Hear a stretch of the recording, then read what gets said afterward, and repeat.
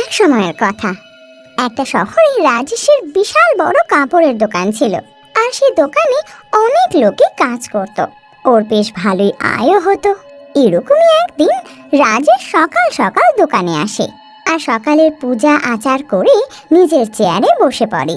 তারপর ধীরে ধীরে গ্রাহকের আসাও শুরু হয়ে যায়। আজ আমার হয়তো একটা অর্ডার আসবে, তুমি সাবধানে নামিয়ে নিও। আমি একটু তাড়াতাড়ি আজ বাড়ি ফিরবো। হ্যাঁ স্যার, আমি করে দেব। রাজেশ সেদিন তাড়াতাড়ি ঘরে চলে যায় আর সন্ধেবেলায় ওর ট্রাক ভরে অর্ডারও চলে আসে। দাদা, এই সব কাপড় নিচে গোডাউনে রেখে দিন। শিলা সব কাপড় নিচে গোডাউনে রাখিয়ে দেয়। তারপর এক এক করে দোকানের শোকেসে কাপড় রাখতে লাগে। বাহ, বেশ দারুণ কাপড় তো। মনে হচ্ছে স্যার এবার বেশ ভালো জায়গা থেকে কাপড় আনিয়েছে। তা তুই ঠিক বলেছিস, বেশ ভালো লাগছে। কিন্তু আমাদের কপালটাই দেখ, রোজ এত ভালো ভালো কাপড় বিক্রি করি আর নিজেরা এরকম পরে থাকি। তা ঠিক, এই ভালো কাপড় আমাদের কপালে কোথায়? পুরো মাসের টাকা চলে গেল, এর থেকে একটাও বোধহয় আমাদের কেনা হবে না। হ্যাঁ, ঠিকই বলেছিস। ছাড় এসব, কাজ কর। সারাটা দিন ওদের হ্যাঙ্গারে কাপড় টাঙাতেই চলে যায়। আর সেদিন দোকানে বেশ ভালোই ভিড় থাকে। গ্রাহকদের নতুন কালেকশন ভালো লাগছিল, তাই রাজেশের দোকানে বেশ ভালো সেল হয়। সামনে উৎসব ছিল, তাই রাজেশকে তার দোকান বেশিক্ষণ খোলা রাখতে হতো। সেই দিন রাত্রি 12টা অবধি দোকান খোলা। আর রাস্তা দিয়ে একটা ডাইনি যাচ্ছিল, যে এত ভালো ভালো কাপড় দেখে মোহিত হয়ে যায়। আরে বাহ, এই দোকানের কাপড়গুলো তো বেশ সুন্দর। এরকম কাপড় তো আগে কখনো দেখিনি। ডাইনি সেই দোকানের কাপড় দেখে, তারপর নিজের কাপড় দেখে। আমার কাপড়টা কি নোংরা, এতদিন তো নজরই দিইনি। ডাইনি হয়েছে তো কি হয়েছে, সুন্দর আর ভালো শাড়ি পরতে পারবো না? আমারও ভালো ভালো শাড়ি চাই। ডাইনি সে সুন্দর সুন্দর কাপড় দেখে খুব লোভ হয়, আরো ভাবে যে ওরও নতুন কাপড় চাই। তাই ও দোকান বন্ধ হওয়ার অপেক্ষা করতে লাগে। কিছুক্ষণ পর রাজেশ দোকান বন্ধ করে ঘরে চলে যায়। আর সেই ফাঁকে ডাইনি দোকানে ঢোকে।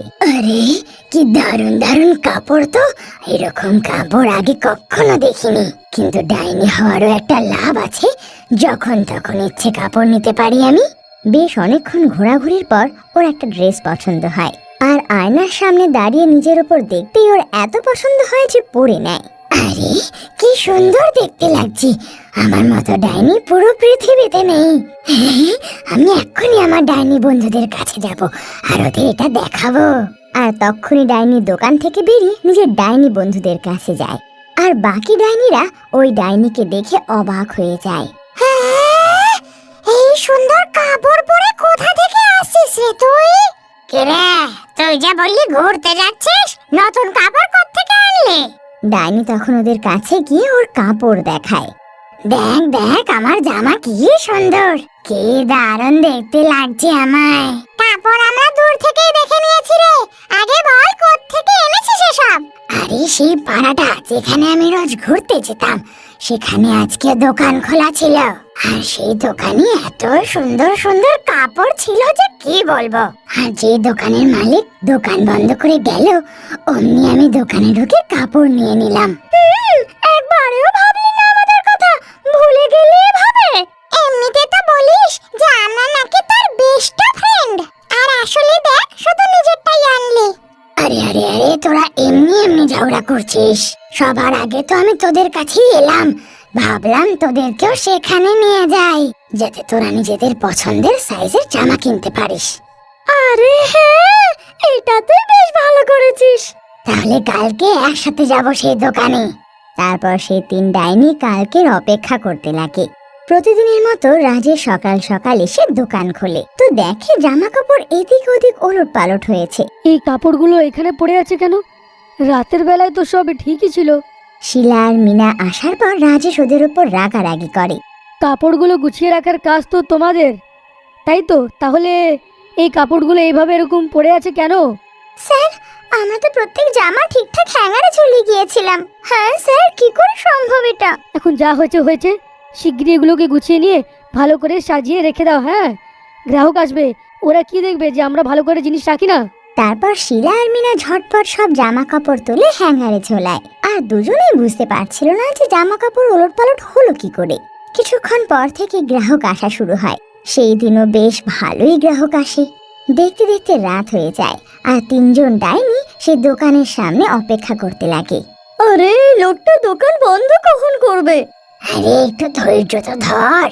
তখনই রাজেশ বেরিয়ে আসে আর সবার চলে যাওয়ার পর রাজেশ তালা দিয়ে বেরিয়ে যায়। রাজেশের যেতেই তিনজন ডাইনি দোকানে ঢুকে পড়ে।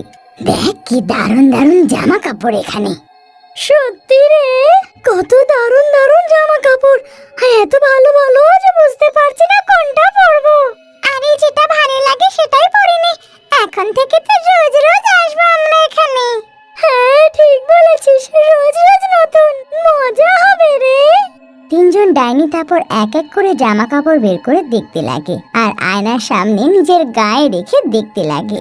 যে কাপড় ভালো লাগতো না এদিক ওদিক ছুঁড়ে ফেলতো আর কিছুক্ষণের মধ্যে পুরো দোকান লন্ডভন্ড হয়ে যেত, চারিদিকে কাপড় ছড়িয়ে। অনেকক্ষণ ট্রাইয়ের পর শেষমেশ তিনজনে নিজের পছন্দের জামা কাপড় পায় আর সেই কাপড় পরে সেই দোকান থেকে বেরিয়ে চলে যায়। সারা রাত তিনজন ডাইনি এদিক ওদিক ঘুরতে লাগে। আজ আমরা তিনজন কি দারুণ দেখতে লাগছে। হ্যাঁ, আমার জামাটা একবার দেখ। হ্যাঁ, সত্যি বলছিস তুই। তিনজন সারা রাত তাদের জামা কাপড়ের প্রশংসা করতে লাগে। আর যখন সূর্য ওঠে আর রাজেশ দোকান খোলে তোর চোখ ছানা বড়া হয়ে যায়। দোকানের অবস্থা এমন হয়েছিল যেন কোনো বাঁদর ঢুকে পড়েছিল দোকানে। হে ভগবান, হে আমার দোকানে কি সব হচ্ছে? পরশুদিন এটাই হয়েছিল, আবার আজকে ঠিক এরকমই হয়ে যাচ্ছে। মিনা আর শিলাও দোকানে ঢোকে। দোকানের এই অবস্থা দেখে ওরাও অবাক হয়ে যায়। হে ভগবান, কালকে তো সব জামা ঠিক করে রেখে গেলাম, এটা আবার কি করে হলো? রাজেশ সেদিন বেশ বিরক্তই ছিল। দোকানে এক গ্রাহক আসে। কালকে আমি দুটো ড্রেস এখানে দেখে গেছিলাম, তোমাদের স্টাফকে বলেও গেছিলাম যে আলাদা করে রেখে দিতে। মীরা, এই স্যারের কোনো অর্ডার আছে নাকি? হ্যাঁ স্যার, এখনই এনে দিচ্ছি আমি। মিনা সেই ড্রেস নিতে যায় কিন্তু সেখানে কোনো ড্রেস পায় না ও। এখানেই তো ছিল, আলাদাই রেখেছিলাম। মিনা সব জায়গায় সেই ড্রেস খোঁজে কিন্তু কোথাও পায় না। তারপর রাজেশকে এসে বলে যে সেই জামা পাওয়া যাচ্ছে না। রাতে তো এখানেই রেখেছিলাম কিন্তু পাচ্ছি না। রাজেশও কিছু বুঝতে পারে না যে রাত্রে যেখানে রাখা ছিল তো সকালে কেন নেই। আচ্ছা দাদা, কিছুদিন আরও অপেক্ষা করতে পারবেন? আমি এরকমই সেম ড্রেস আবার অর্ডার করে দেব। আরে না না, অতদিন অপেক্ষা করতে পারবো না। আমি তো ওই ড্রেস আজকেই চাইছিলাম। যদি আপনার কাছে নেই তাহলে কোনো ব্যাপার না, আমি অন্য দোকানে গিয়ে দেখে নেব। গ্রাহক এটা বলে চলে যায়। এতে রাজেশের খুব রাগ হয়, কারণ এই প্রথমবার ওর সাথে এরকম হলো। আর ও দোকানে ক্যামেরা লাগিয়ে দেয় যাতে ও জানতে পারে যে দোকানে আসলে হচ্ছেটা কি। রাত্রে সেই আবার তিনজন ডাইনি এসে দোকান লন্ডভন্ড করে আর আবার নিজের পছন্দের জামা কাপড় পরে চলে যায়। তারপর সারা রাত এদিক ওদিক ঘুরতে লাগে। এবার পরের দিন রাজেশ এসে সবার আগে ক্যামেরা চেক করে আর যা দেখতে পায় তাতেও অবাক হয়ে যায়। তিনটে ডাইনি ওর দোকানের জিনিসপত্র চুরি করে চলে যাচ্ছে। মিনু আর শিলাও সেই রেকর্ডিং দেখে অবাক হয়ে যায়। আরে বাপরে, এই ডাইনিগুলো তো কাপড় চুরি করছে। কি করবেন স্যার এখন? রোজ কাপড় চুরি করছে আর দোকানটা লন্ডভন্ড করে যাচ্ছে যে। আমি না একটা সাধু বাবাকে চিনি, তার কাছে নিশ্চয়ই সমাধান হবে। শিলা আর মিনা তারপর সেই সাধু বাবার কাছে গিয়ে সব কথা জানায় আর সাধু বাবা এক জলের বোতলে মন্ত্র পড়ে ওদের দিয়ে দেয়। যাও, দোকানের সব কাপড়ের ওপরে এটা ছড়িয়ে দাও, তারপর ওই ডাইনি কোনোদিনও আর দোকানে কোনোদিনও ঢুকবে না। শিলা আর মিনা ঠিক তাই করে। রাত্রে আবার সেই তিন ডাইনি আসে আর নতুন জামা পরে চলে যায়।